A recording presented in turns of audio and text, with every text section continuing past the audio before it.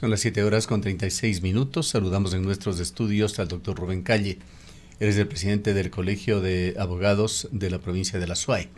Con muy poco conocimiento de la ley, con muy poca divulgación, poca socialización, introducción a última hora de determinados artículos que pocos lo conocen, se aprobó el día de ayer esta nueva ley en la Asamblea Nacional. El tema no es de poca monta. La Asamblea aprobó la Ley de Integridad Pública, reformando además otros 20 cuerpos legales en Ecuador. Quisiera iniciar este diálogo, doctor Calle, preguntándole si es que seguimos asistiendo en Ecuador a esta especie de canje de libertades por promesas de seguridad.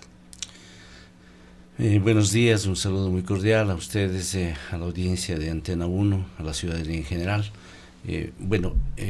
Realmente el primer tema que viene planteándose en nuestro país es a partir de que se genera un estado de inseguridad y a cuenta del recuperar la seguridad se ha venido planteando una serie de cuerpos legales que vienen a cambiar toda la estructura constitucional, el sistema de protección de derechos, el sistema de derechos, y que en verdad todo ello ha sido de alguna forma aceptado en buena parte por la población, considerando que eso va a permitir recuperar la seguridad.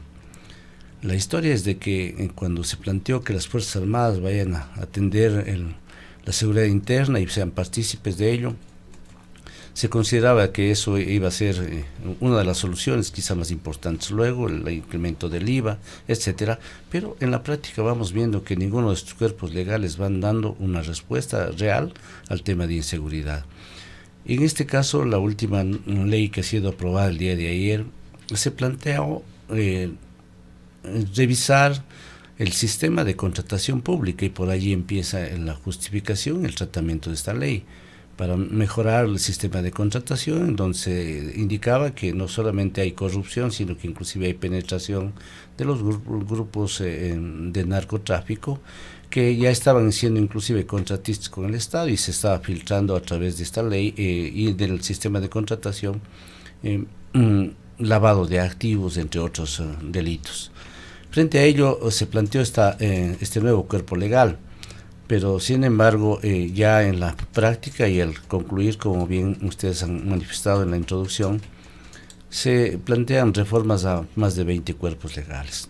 No solamente se trata de que se rompe el principio de la unidad temática en este conjunto de normas aprobadas, sino que además de eso realmente lo de fondo es de que genera muchísimas preocupaciones respecto a que se persiste en atacar básicamente quizá la esencia de la Constitución.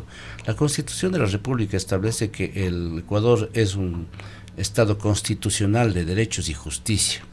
El Estado constitucional de derechos implica, en primer lugar, el respeto fundamental, el respeto a los derechos fundamentales, a los derechos humanos, y dentro de ello también el respeto a los derechos constitucionales.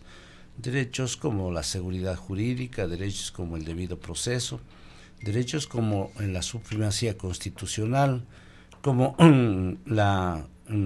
el orden jerárquico de las normas, etcétera, que ya se ven amenazados, y no solo amenazados, sino se ven vulnerados con esta serie de normas.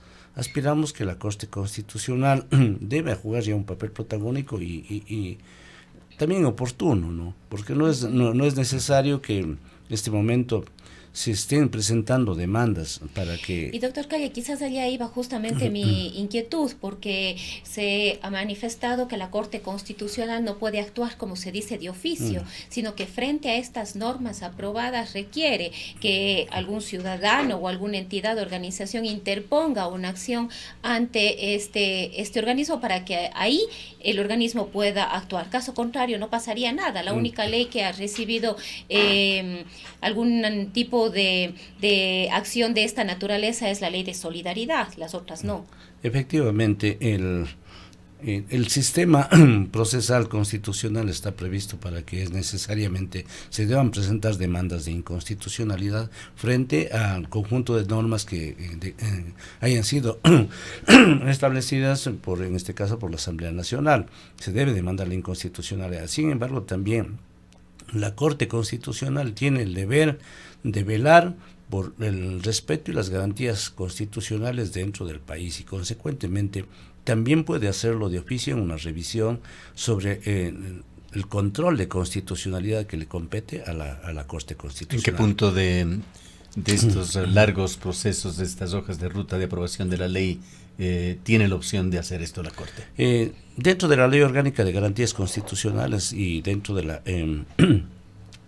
se establece que la Corte Constitucional tiene que hacer el control no solamente de la Constitución, sino de los tratados internacionales. Claro, pero un proyecto de ley es un proyecto hasta que es aprobado y no es ley hasta que es publicado en el registro oficial. Sí. Decía, ¿en qué momento la Corte oficio puede actuar sobre una ley aprobada? Una vez que está publicada en el registro oficial y entra en vigencia y consecuentemente... Es decir, esta ley que se aprobó el día de ayer, el instante en que entre en el registro oficial, la Corte podría actuar de oficio. Efectivamente, y yo quizá puedo explicar, no justificar, pero el hecho de que varias de estas normas que ya han sido aprobadas y que estarían vulnerando derechos y garantías constitucionales no han sido impugnadas, demandadas la inconstitucionalidad. Se debe también a que en cierta forma se ha generado un maniqueísmo entre quienes están contra la delincuencia y quienes están a favor de la delincuencia. Aquí cabe una pregunta. Los legisladores que son representantes públicos nuestros, de los ciudadanos, con una composición que, nos guste o no nos guste, hay una composición en la Asamblea Nacional, todos han votado por el voto popular. ¿Le queda a usted la sensación, doctor Calle, de que los legisladores están haciendo estas aprobaciones en forma consciente? ¿Han estudiado a profundidad estos cuerpos legales? ¿Se han basado en sustentos técnicos, en evidencia empírica? ¿Han puesto en definitiva en debates internos estos temas antes de aprobarlos? Porque los procesos de lo que nosotros vemos en la Asamblea son sumamente ejecutivos.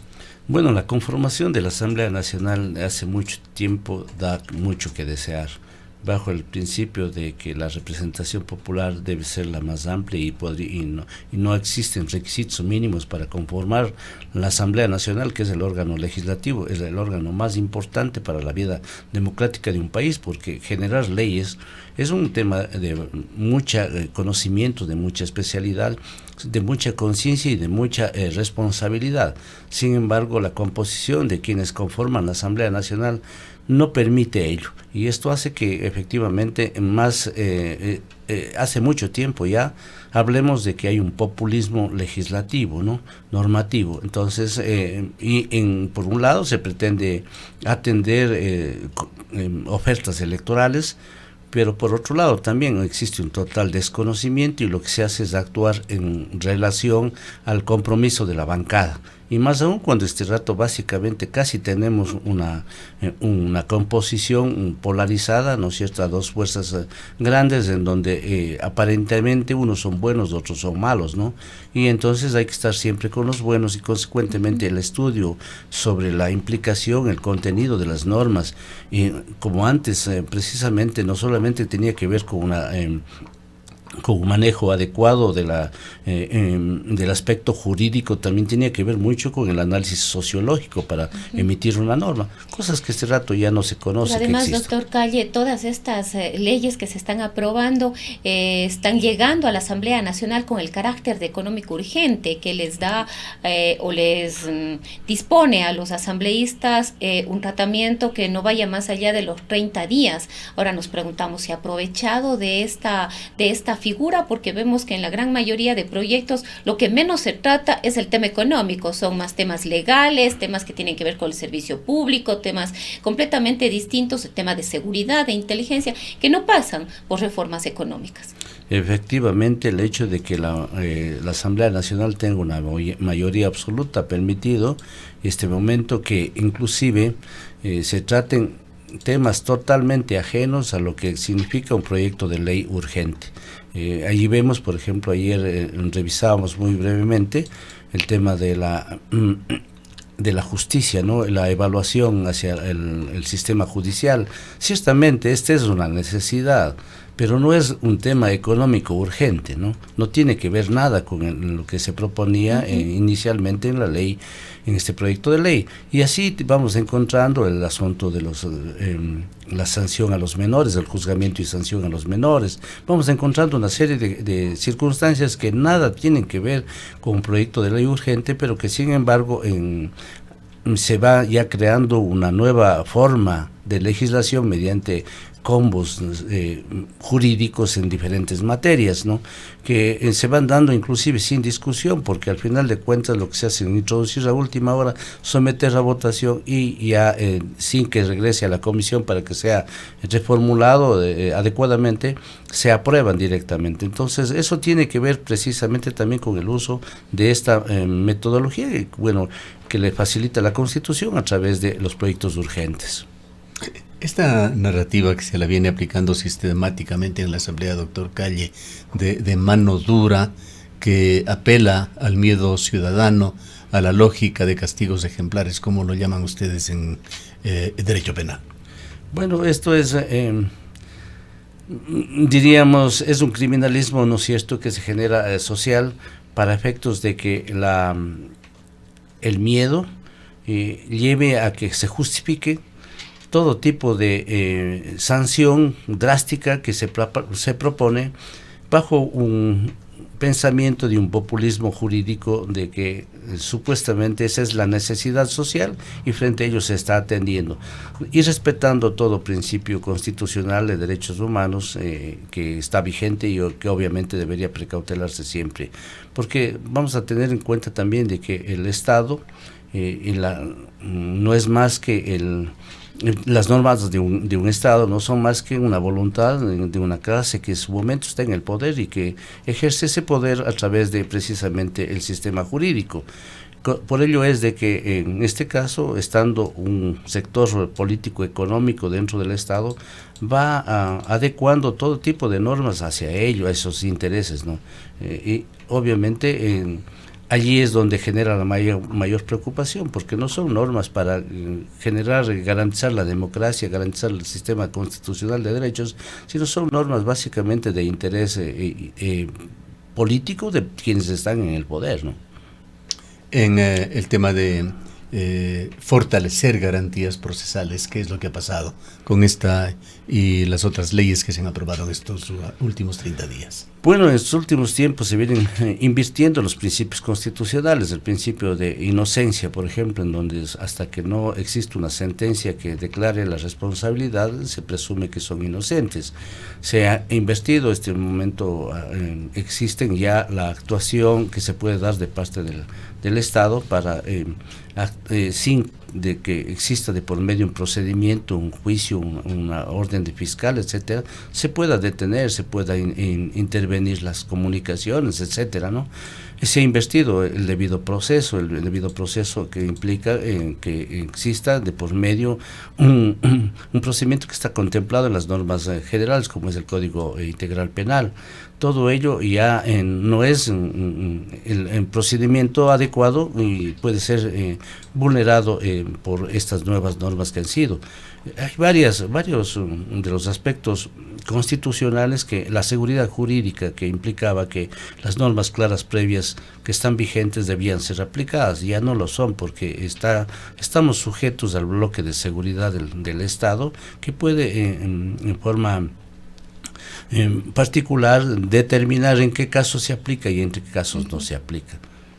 Pero además, doctor Calle, con la aprobación de estas leyes, esto implica la reforma de otras leyes y esto va todavía a tomar algún tiempo, es todo un proceso porque dentro de estas normas jurídicas se cambia o se reforman otras normativas, ahí está la LOCEP, está el COIP y otras tantas más, y esto va a implicar también todo un tratamiento dentro de la Asamblea Nacional. Muchos los tememos que sean de aplicación inmediata, es decir, sin inclusive requieran ningún tipo de reforma, simplemente se acoja este nuevo cuerpo normativo y sean aplicados. Esto tiene que ver, por ejemplo, con el tema de la LOSEP, ¿no es cierto?, para efectos de la estabilidad laboral de los funcionarios empleados públicos, por ejemplo, dentro de ellos, sin que se requiera ninguna aprobación.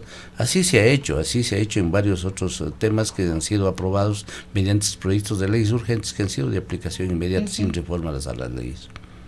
¿Cómo ve usted este tema que aparentemente se lo introdujo a última hora sin pasar por la Comisión Legislativa, esta posibilidad de declarar en emergencia la función judicial, con una decisión que podría tomar el presidente del Consejo de la Judicatura, y esto traería consecuencias muy complejas, la posibilidad de habilitar evaluaciones extraordinarias y anticipadas a jueces y fiscales? Mire usted, el organismo más cuestionado dentro de la Administración de Justicia ha sido el Consejo de la Judicatura. Aparte de los problemas que no solamente ha significado el brazo ejecutor de la política de quien manda en el Estado, es decir, ha sido el que genera la injusticia dentro del país. Sin embargo, hoy a ese mismo organismo que no tiene ni siquiera integrado todos sus vocales, ¿no es cierto?, que está en... Un organismo, dicho sea de paso, sujeto, objeto frecuente de manipulaciones de carácter político. Totalmente controlado, es el mecanismo de control del gobierno hacia la Administración de Justicia, y en esta deslegitimación total en la que se encuentra, en esa composición inestable, el expresidente del Consejo de la Judicatura preso y sancionado por tráfico de influencias, por una serie de otros delitos, ellos, estos vocales, hoy encargados de hacer la evaluación y la depuración. Desde este momento podríamos decir que esto es totalmente criticable, no genera ninguna confianza, más bien todo lo contrario. Pensamos lo que vamos a vivir otro momento más de cambio o de metedura de mano dentro de la Administración de Justicia para, bajo el concepto de evaluar, supuestamente eliminar algunos jueces y colocar nuevos jueces que sean afines a quienes gobiernan. ¿Alguna pista, doctor Calle, sobre qué motivaciones, qué argumentaciones podrían permitir al presidente de la Judicatura declarar en emergencia la función judicial? Esas son palabras realmente grandes. Mire usted, ya un poco durante estos últimos tiempos se han venido sacando a la luz los problemas de la Administración de Justicia, y que efectivamente, inclusive nosotros como Colegio de Abogados hemos planteado de que se debe depurar, y hay mecanismos de depuración. ¿Cuál es el mecanismo de depuración? Es la evaluación. Pero son más de 10 años, 13, 14, 15 años que no ha existido ninguna evaluación en los jueces fiscales, ni mucho menos. Es decir, estamos viviendo aquellos jueces que, entre comillas, concursaron dentro de un proceso e ingresaron a la función judicial, unos que quedaron en el listado de idóneos, pero la mayoría hoy realmente son aquellos que han sido designados a dedos por parte del Consejo de la Judicatura. Entonces, nosotros, este mecanismo de evaluación que no existe, ha venido llevando aunque últimamente se genera una opinión pública de total desprestigio de la administración. Se ha sacado a la luz casos icónicos, quizá ya llamemos así, de ciertos jueces que han estado generando en base a corrupción o en base a presión, cual sea las circunstancias, pero han venido actuando contrario a la ley, el error judicial. Todo ello viene creando el ambiente para la intervención dentro de la Administración de Justicia. Entonces, como está mala la Administración de Justicia, hay que intervenir. Y seguramente el mecanismo de intervención va a ser esto de declarar un estado, ¿no es cierto?, de emergencia a la Administración de Justicia, pero ojalá sea para realmente hacer una evaluación y una depuración, y no sea simplemente para crear... Por eso ahora nos preguntamos justamente cuánto de esto es necesario si no tiene otros fines que no son los de transparentar y mejorar las condiciones y la situación de la función judicial, porque vemos, por ejemplo, recientemente varios jueces, incluso aquí en la ciudad de Cuenca, 2 jueces, si no me equivoco, han sido sancionados por sus actuaciones decisiones frente a algunos procesos relacionados con personas privadas de la libertad. Es decir, existen los mecanismos para hacer una depuración, para hacer una revisión de qué es lo que está mal, porque ya venimos escuchando desde hace muchos años de que es necesario meterle la mano a la justicia y ya hemos visto lo que ha pasado con eso. Efectivamente, yo insisto, existen mecanismos de depuración del sistema de justicia, tanto a nivel de fiscales cuanto a nivel de la Administración de Justicia Ordinaria.